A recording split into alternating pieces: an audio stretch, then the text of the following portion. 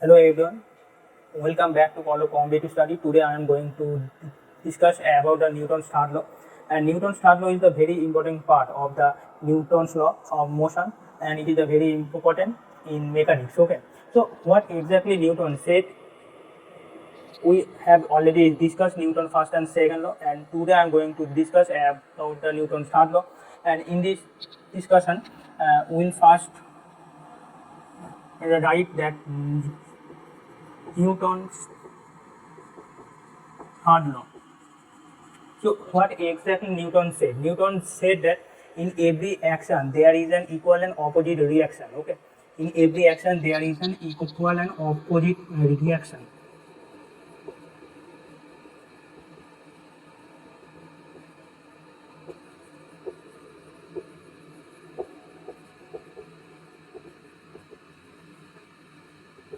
Okay, so suppose we are standing on the floor, and when we are standing on the floor, we are acting on the floor, and the floor will reacting on us. Okay, so this is the Newton's third law. So this is the acting and this is the reacting, but both are same, but they are opposite. Both are same, but acting and reacting both are opposite. Okay, so this is the basic fundamental of the Newton's third law, and here we will discuss basically the some practical example, that is when the swimmer wants to swimming in the swimming pool, they can help swim by the Newton's third law. Okay, suppose a person jump from a boat, the boat moving backwards. This is the practical example of the Newton's third law. Okay, and another example we have, that is a boatman pushes the river bank with a bamboo pole to take his boat into the river. Okay, suppose a boatman use bamboo pole to move his boat near the river banks. Okay, this types of practical example of the Newton's third law we have. So here we will discuss basically some mathematical problem which are related to the Newton's second law, third law. Before discussing about the mathematical problem, we will discuss some basic concept, that is the CGS and SI unit of the force. Okay, we have already discussed previously that what is force, impulse, momentum, but today I will discuss what is the unit of the force, is CGS, SI. Okay, so basically we have the force. CGS unit is I, and SI is Newton. So this is the basically CGS and SI unit of the force, and here we have the relation, that is dyne and newtons. Here we have the relation between the dyne and newton, that is 1 newton equal to 10 to the power 5 dyne. Okay, 1 newton equal to 10 to the power 5 dyne. Okay, so this is the basic relation between the dyne and newton. Okay, so that is all about that. So Newton's second law of motion exactly provides what?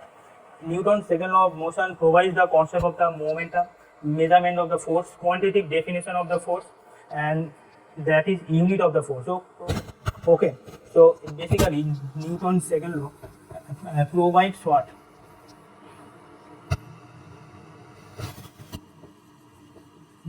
Newton's second law provides,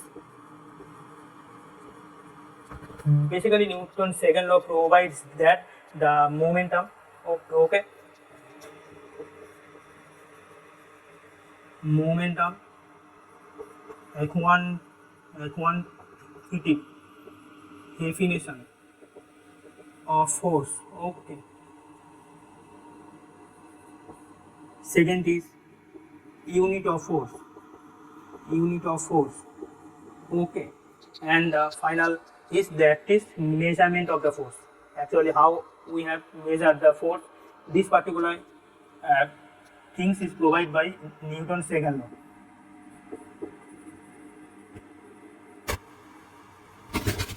Measurement of force. So these four things we have from this Newton's second law. Okay. So here we will discuss some concept, that is the moving lift.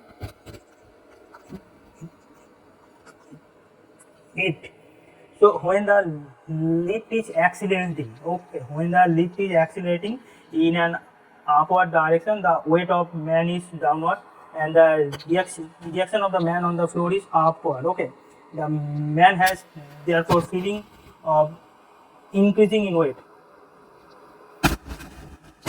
When the lift is upward, when the lift is upward direction, that means the man's weight is downward direction. Okay, man's weight is downward direction, but man's standing, the reaction of the man is upward direction. That's why man's feeling weightless. Okay, and when the lift is vertically downward, then the man's feeling heavy, because there is a opposite case will happen. What happen? I will discuss one by one. Okay. Just previously I have told what exactly happened. Now I am discussing why it is happening. Okay.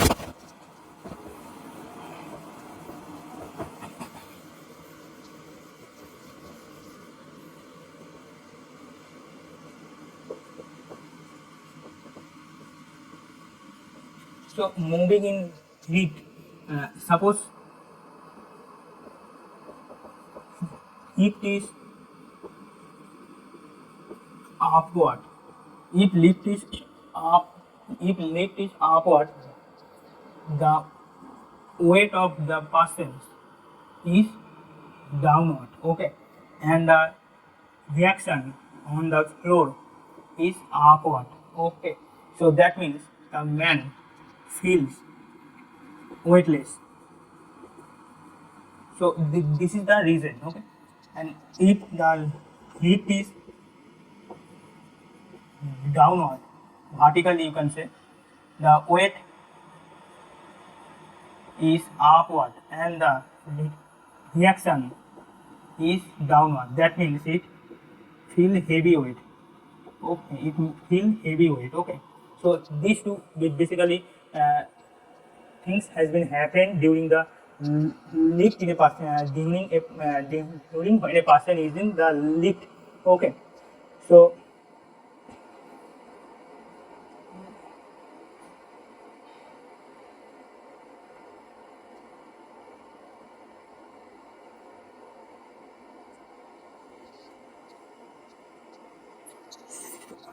sorry, I have some mistake. That is, lift is upward, weight is downward, reaction is upward. That means person increase weight.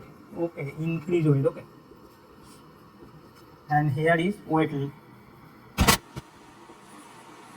decrease weight. Okay, here is decrease weight when the weight is upward and the reaction is downward. Okay, so I am very much sorry for this mistake. Okay, and when the lift is free falling body, that means when the lift is falling freely, that means the person feels no weight, that means person feels weightless. Okay,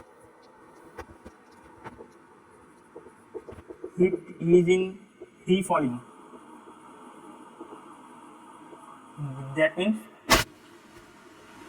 person feels weightless, that means there is no weight in the person's, or person feels he is in weightlessness. Okay, so this is the concept.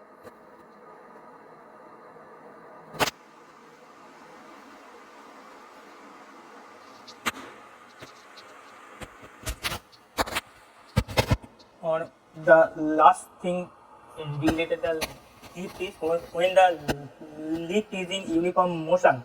Okay, when the lift is moving with an uniform speed, maybe upward or downward, the person feels is in earth condition. That means the person is in earth.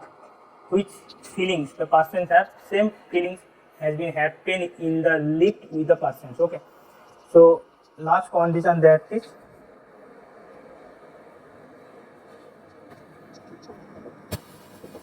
heat is in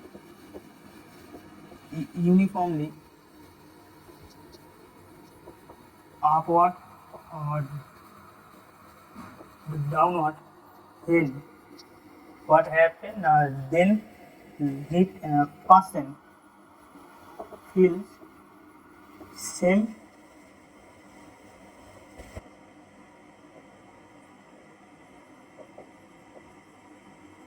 in earth condition. Okay, at rest. Okay, if lift is in uniformly upward or downward, the person feels same as in earth condition at rest position. Okay, so this is the all about the lift concept.